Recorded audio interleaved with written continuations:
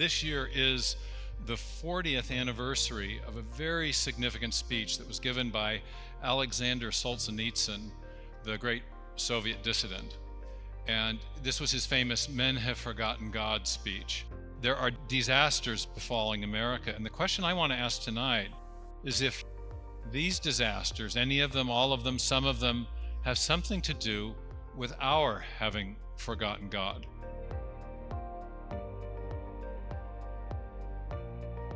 I'm going to start the talk tonight on an unapologetically somber note, because I think all of us have a sense that our culture is in some serious trouble, and that there are, in many, many ways, the wheels are coming off.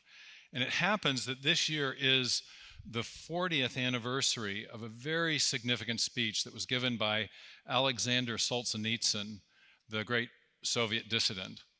And this was his famous "Men Have Forgotten God" speech.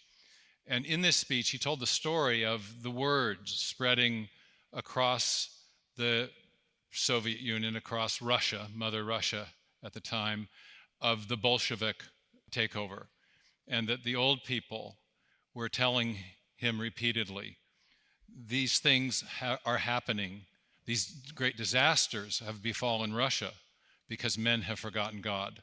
And this is a passage from his speech. While I was still a child, I recall hearing a number of older people offer the following explanation for the great disasters that had befallen Russia. Men have forgotten God. That's why this is happening. Now, we have many disasters befalling America if we're clear-eyed and honest with ourselves. We have a near epidemic level of teen suicide. We have an anxiety epidemic. We have mass shootings. We have family breakdown, out of wedlock births. We have a confusion about gender identity, even a fluidity idea that is resulting in medical mutilation of young people. Promiscuity, illegitimacy, abortion. It's getting kind of depressing, I realize, but I could go on. And the crime waves, the fentanyl deaths. There are disasters befalling America. And the question I want to ask tonight is if these disasters, any of them, all of them, some of them, have something to do with our having forgotten God. The Gallup people published a great poll last summer in which they noted that there had been a 10% drop in the number of people who believe in God in our culture in less than a decade. That's still a fairly high number, 81%, but it was a very precipitous drop in a short period of time, driven by a particular cohort, a particular group of people in the population. You can probably guess. It's the Gen Zs, the 18s to 30s. The young people are, even if they have been raised in a Jewish or Christian or religious home, are walking away from traditional religious belief in very dramatic, in decidedly large numbers. And we've done some polling on this ourselves, trying to get underneath numbers like this. The Gallup poll is not the only one by any means. Pew has done polling on this, and many other organizations. So we did some polling on this to find out what are the factors that are making belief in God seem incredible or untenable to young people in particular. And in a survey that we did, we found that 65% of self-described atheists and 43% of agnostics affirmed the following statement: the findings of science make the existence of God less probable. This was one of the top factors cited. Science. Science undermines belief in God. Now, this wasn't at all surprising to me. We have many, many encounters with young people. We do a science and faith conference every year on the East Coast. Every year that I've gone, the same, I would say, bereaved mother comes to give us an update on her formerly very devout son who went off to one of the great science universities in the United States, came under the mentorship of a prominent scientific atheist, and not only lost his faith, but had become a very hostile atheist who was hostile to everything his parents believed and stood for, and it made for a rift in the family. We were at this event 3 years ago, almost 4 now, I guess, Eric Metaxas and I were doing an interview. Eric was interviewing me. And it was kind of an interesting evening because as we were being interviewed, I could see stage left, and he was aware of this as well, that a young camera woman who was filming the event, about halfway through the interview, was seen to be visibly weeping. I mean, really dramatic. I mean, a little bit of shaking. It was a dramatic expression of emotion. And she was so embarrassed by this later, she wrote the film producer who had hired her to work the event and wrote a letter explaining what had been going on with her. And it was that she was learning in our interview about scientific evidence that supported belief in God. And she was so touched by this because she'd been living in a state of cognitive dissonance since graduating from college. And this is what she wrote in the letter. She said, "Throughout my college career, professors would constantly lecture that based on the evidence they had provided, there should be no way that anyone in class could believe in God. They'd argue that the science was proven and God was hence a myth. I was not equipped," she said, "to present a valid opposition in debate. I was desperate to find commonality between my beliefs and my scientific education, but I could find none." Now, apparently in her case, she did not entirely lose her faith, but she decided she didn't want to do any more science. She would have been otherwise gone to grad school in science. She decided to do film production instead, and had been living for several years in a state of, as I said, cognitive dissonance, where she wanted to believe, but it seemed like the facts of the matter contradicted the very possibility of belief.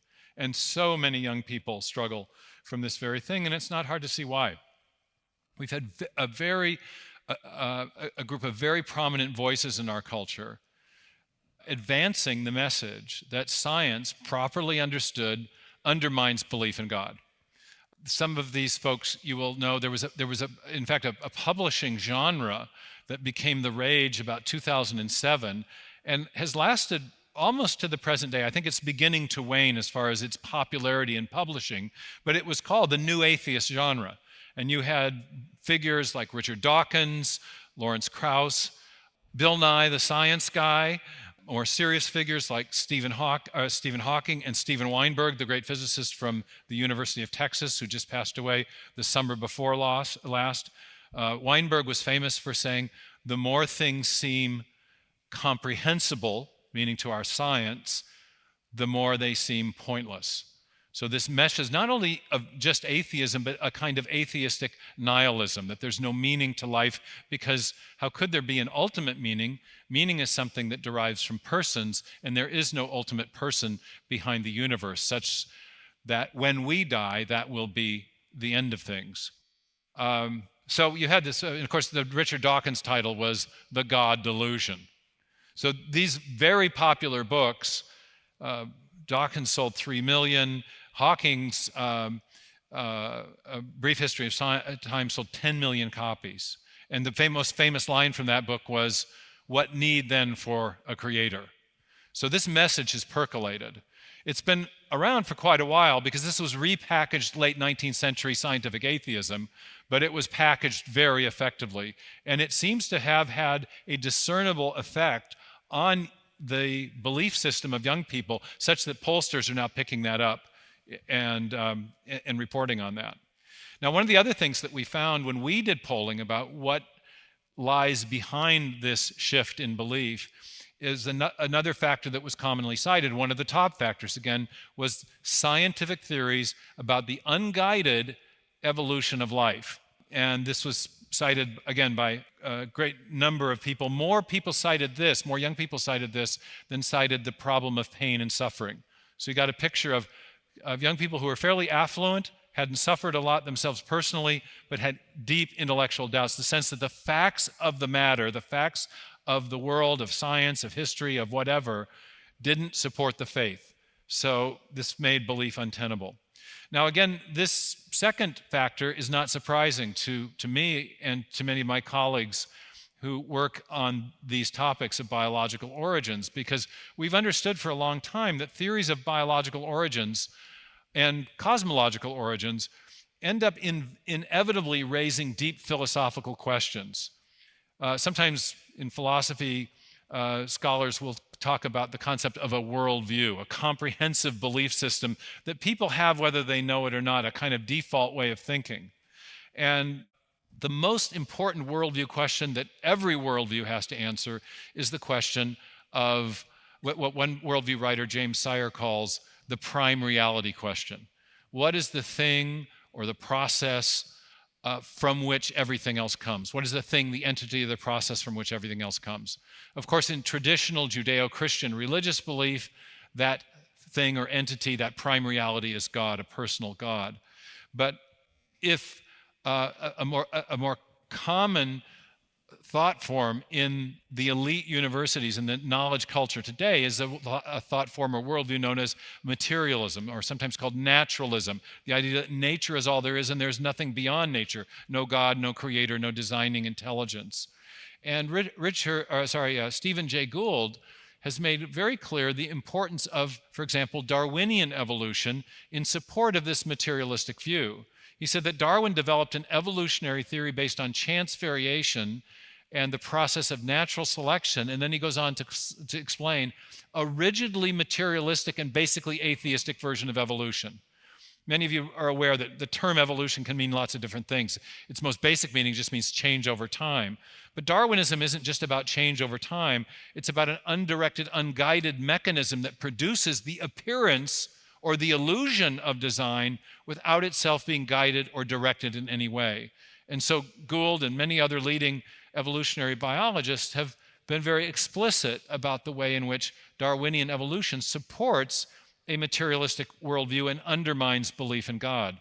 And that's showing up in the polling data that we've seen. This is a major factor in causing young people in particular to think that there is no scientific basis, no evidential basis, no factual basis for faith, because what we know about the prime reality question, the process from which everything else came, is that it was purely undirected and unguided. There was no divine hand or intelligence or creative intellect behind it all. When I was teaching, I used to depict worldviews with drawings on the chalkboard. And my drawings were so bad, my students converted me to PowerPoint.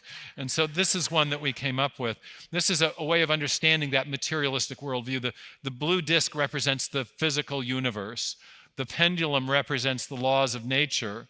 The guy being moved back and forth by the laws of nature implies that we are completely determined by forces beyond our control, our genes and our environment and so forth.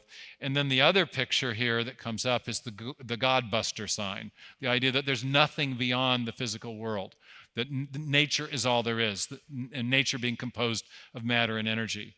And so this worldview has become very dominant, as I said, in our knowledge culture, in the media, in the law schools, in the courts, in the permanent bureaucracy, and especially in the universities, particularly in the sciences from which it seems to have emanated, going back to the 19th century. And so materialism has many tenets, not just that we are the product of unguided, undirected processes, but also things like human beings have no intrinsic value, free will is an illusion, objective morality is an illusion, life has no ultimate purpose, and when we die, we rot. There is no possibility of an afterlife. And we're talking tonight about the concept or the enterprise of apologetics. And we're going to be talking about why apologetics matters, why making a case for faith based on the facts around us is an important thing to do. And there's a biblical passage about this, a Hebrew proverb that says that what many people in our political discourse will often say, ideas have consequences. The biblical way of saying that is, as a man thinketh, so is he, or in older translations, so shall he act. And this is what's true of individuals, is true of the culture, that our fundamental thought forms, our guiding worldview, will affect the decisions we make in our life, and sometimes, alas, tragically so. A few years ago, some of you may know that we had a film called Expelled that was out in the theaters, and over 1 million people saw it, and it explored some of the ideas surrounding the concept of intelligent design. And a year or so after the film came out, we got a call from a bereaved father whose son had committed suicide. The son's name was Jesse Kilgore, apparently a fine young man. He'd been in the military, he got out, and he went back to university. And he was taking biology courses, and he ran into a buzzsaw of an aggressive, proselytizing scientific atheist, and he was challenging the students to read some of the works of the scientific atheist that I mentioned earlier. Anyway, after Jesse's body was found, they also found in his bedroom, under his bed, an annotated copy of The God Delusion by Richard Dawkins. And you could see in the annotations, according to his dad, the progression of his thought. That first there was a sort of outrage and anger at the Dawkins's thesis, and then there was some sort of creeping doubts as he didn't really know how to answer some of the arguments, and then there was some soul searching, and eventually it became clear that he had lost his faith, and very soon after kind of lost his hope. Now, not everyone who loses belief in God takes their own life. I'm not trying to imply that. But some people take ideas very seriously and think through their implications. And I'm very sensitive to this because as a young person, as a 14-year-old, I had a severe case of what I would now term metaphysical anxiety. I was asking questions about, well, what's it going to matter in 100 years? I couldn't come up with an answer to that. It seemed like no matter what I did, it wouldn't matter. That when you die, you rot, indeed. And then there's this great quote from Bertrand Russell when he talks about all the highest human achievements will be lost in the heat death of the universe. And there's nothing that will have lasting or value. And I saw a little video the other day of a campus event where it was one of these God's Not Dead events. And they did man on the street interviews with students before the event and afterwards. And they were asking students, do you believe in God? And one of the students said, I'm probably the wrong person to ask because I'm just, to be honest, I'm having some problems with mental illness because I can't find any meaning in life. And it was the most bracing and honest response. I was really taken with it. I thought, well, that was me at 14. And so when I heard the story of Jesse Kilgore, I thought, not everyone takes things that much to heart, but here's a young man who did. And we have this problem with teen suicide, and it's often with kids from very affluent families. It's not a matter of lack of resources or opportunities. Here's just another example. It's very personal, but we had these mass shootings. And John West has often dug into this and documented this. In many, many cases with the mass shootings, there's an underlying philosophical materialism that's involved, or a Darwinian rationale. One of the first major ones that came into the media was the Columbine case in 1999, where 12 students and a teacher were killed by two students who were deeply depressed. And they wrote a manifesto. The media was asking, well, why would they do this? And it had to do with all the various left and right political debates were all being debated.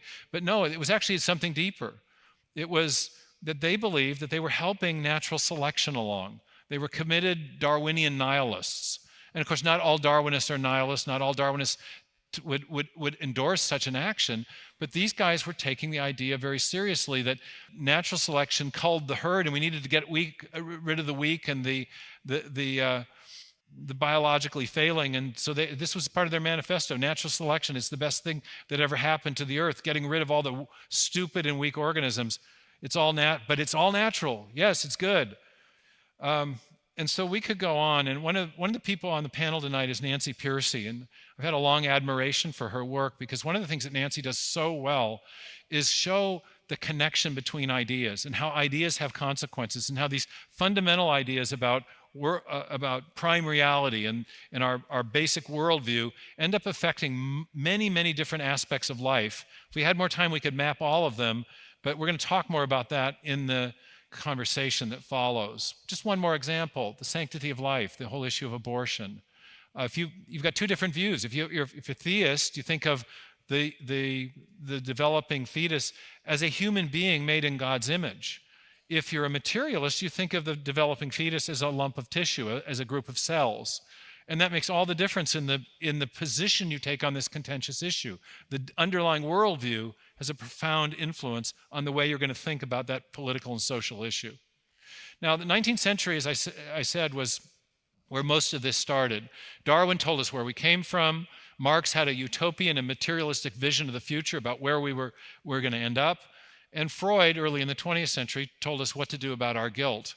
And so between these three great materialistic scientists, philosophers, or scientific philosophers, these different theories were answering all the basic questions that traditional Judeo-Christian belief had always answered, but in materialistic terms. And I think it's fair to say that we have seen the consequence of that through the 20th century and now into our own. Okay, I told you it was a somber opening, but now here's the good news. There is a tremendous change taking place in science and philosophy, and it's taking place at the highest levels of scientific and philosophical discourse. It's still controversial, it's still contentious, but what's driving it are major changes in philosophical thinking and also major discoveries that have been made in science. And I just want to tick off three with a brief description of each to get our conference going. Some of you who have read some of our books from Discovery Institute, if you've been kind enough to pick up a copy of my book at one point, you will be familiar with these three discoveries. The first is, and most unexpected, that the material universe had a beginning. You may remember the quotation from Richard Dawkins where he says, "The universe we observe has precisely the properties we should expect if at bottom there is no purpose, no design, no evil, no good, nothing but blind, pitiless indifference." Blind, pitiless indifference is shorthand for materialistic worldview. So he's saying the universe we observe has exactly the properties we should expect if the materialistic worldview is correct. Well, that has, in three very important respects, proven to be incorrect. One of the great discoveries of 20th century science was that the material universe had a beginning. And you may know something of the story. This started in the 19-teens and 20s. Astronomers began to use these great big dome telescopes. Edwin Hubble was one of the first, and he was using the 100-inch Hooker telescope at Mount Wilson in California. And through that telescope, and with the use of new photographic plate technology, he was able to resolve little tiny points of light in the distant night sky, which had been somewhat mysterious before. People didn't know whether they were, astronomers didn't know whether they were stars with gas around them within our galaxy or whether they might be galaxies in their own right. And what Hubble discovered, to make a long story short, is they were not only galaxies in their own right, but they were galaxies that were expanding outward in every direction of the night sky. And I had the opportunity here in Dallas in 1985, when I was very early in my career, to attend a conference that discussed the evidence about the origin of the universe. And one of the scientists there was Alan Sandage. Sandage was he was a student of Edwin Hubble. He'd been very involved in verifying the expansion of the universe outward from a singular beginning point, from a creation event. And at the conference, he announced that he had become a Christian, which was shocking to the audience there. It included some of the other cosmologists and astrophysicists were people like Carl Sagan's science advisor, Donald Goldschmidt. Sandage explained how the evidence of a beginning to the universe had shaken his materialistic faith. And eventually that led him to soul searching and to a full religious conversion. And what he said about it was extremely memorable to me. At the time, he was describing all the evidence for this beginning point past which you could not go any further back. And he said, here is evidence for what can only be described as a supernatural event. There's no way this could have been predicted within the realm of physics as we know it. Hard-bitten scientific materialist changed his worldview in response to one of the great discoveries of 20th century science, that the material universe had a beginning. Second great discovery, this in physics more than just astrophysics or cosmology, and that is that from the very beginning of the universe, the fundamental physical parameters of the universe, the laws of physics, what are called the constants of physics, and the initial condition of the matter and energy at the beginning of the universe, all these fundamental factors were very, as the physicists say, finely tuned to allow for the possibility of life. By fine-tuning, they mean that these physical parameters are balanced on a razor's edge. They fall, if you're an engineer, within very fine tolerances, outside of which life would be impossible and even basic chemistry would be impossible. such that you can't say that the evolutionary process evolved to take advantage of the finely tuned parameters. We had to have fine tuning for any kind of evolution of any kind to be possible at all, and still more for there to be life. And so many of the great physicists of the 20th century and our century have been talking about our universe as a kind of Goldilocks universe. There's a major book out right now by a young astrophysicist named Luke Barnes called The Fortunate Universe. And the idea is that all these different parameters, and you could think of a kind of universe-creating machine with dials and knobs to get the idea across, each one representing one of the physical parameters. Each one of those dials, knobs, or sliders is set to a very precise value, again, such that if you moved it one click this way or that, you'd get a catastrophic consequence that would make life impossible, a heat death or a collapse into a giant black hole, that sort of a thing. So one of the physicists who discovered some of these parameters, Sir Fred Hoyle, said a common sense interpretation of the data suggests that a super intellect has monkeyed with physics as well as chemistry and biology to make life possible. You may have heard me say before that I always love the way the monkeys make it into the origins scenarios, even in physics. Okay, last big discovery, third big discovery, and that is, we'll talk a lot about this tomorrow morning, so I'll cover this very quickly, but to me this was the one that rocked my world. It was the discovery of the digital code stored in the DNA molecule, that at the foundation of life, we have a molecule that literally stores information. And you may know a little bit of the story. Watson and Crick elucidate the structure of the DNA molecule in 1953. In 1957, 1958, Francis Crick, working on his own, formulates something called the sequence hypothesis, in which he realizes that the chemical subunits running along the interior of that famed and beautiful double helix molecule, those subunits are functioning like alphabetic characters in a written text or digital characters in a section of machine code. And that has raised an extraordinary question, which is, where did all that digital information come from? Bill Gates has said that DNA is like a software program, but much more advanced, far more advanced than any software we've ever created. That's a highly suggestive remark because we know that software comes from programmers. And in fact, whenever we see information and we trace it back to its source, whether we're talking about a hieroglyphic inscription or a paragraph in a book or a headline in a newspaper or information embedded in a radio signal or built into a software program, that information has always come from a mind, from an intelligent source, not an undirected material process. So, of course, I've developed this argument in about 500 pages. We're just sketching it right now, but it's one of the three big factors that suggest that a designing intelligence has indeed played a role in the origin of life in the universe. So, three big discoveries. The material universe had a beginning. The universe has been fine-tuned for life from the very beginning, and there is evidence of design in life, in particular, the big infusions of digital information that have been infused into our biosphere since the beginning of the universe. One great historian of science says that the idea that God created the universe is a more respectable hypothesis today than any time in the last 100 years. In my book, I go a little further than that and say that the postulation of a transcendent, intelligent, and active creator, the kind of creator we find in the Judeo-Christian scriptures, provides the best overall explanation for biological and cosmological origins, where everything came from. And I think that is creating a kind of renaissance in the field of apologetics, which is what we're going to talk about tonight.